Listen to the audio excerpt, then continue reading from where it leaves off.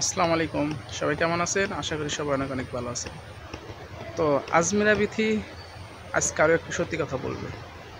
তো কি সেই সত্যি কথা, আজকে আমরা সেটা জানার চেষ্টা করব। অবশ্যই আশা করি সম্পূর্ণ ভিডিওটি আপনারা দেখে যাবেন।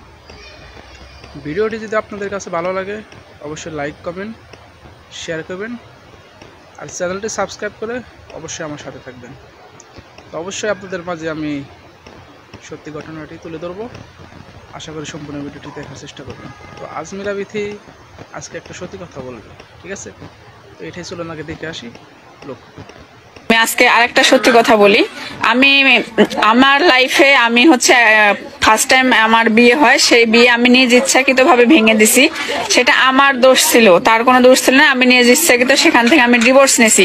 নিয়ে তার সাথে যখন আমার বিয়ে হয়েছে তখন কিন্তু আমি সম্পূর্ণটা তাকে প্রথম দিন যখন তার সাথে আমার কথা হয় সেই দিনে প্রথম দিনে তাকে আমি আমার বিষয়গুলো সব ক্লিয়ার করে তাকে বিয়ে করছি।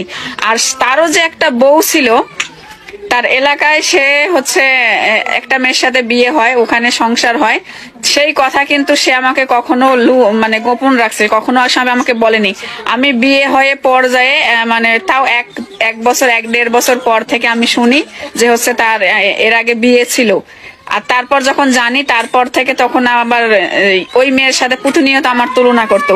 ওই আমার ভালো, ওর থেকে তোর এইটা নাই, ওর থেকে তোর এইটা কম, ও হচ্ছে লাইফে তার সেরা ছিল। আচ্ছা যাই হোক, আমি যদি তাকে চুল পরিমাণও ঠকাই থেকে থাকি, উপরে আল্লাহ একজন আছে, আমার বিচার হবে। আর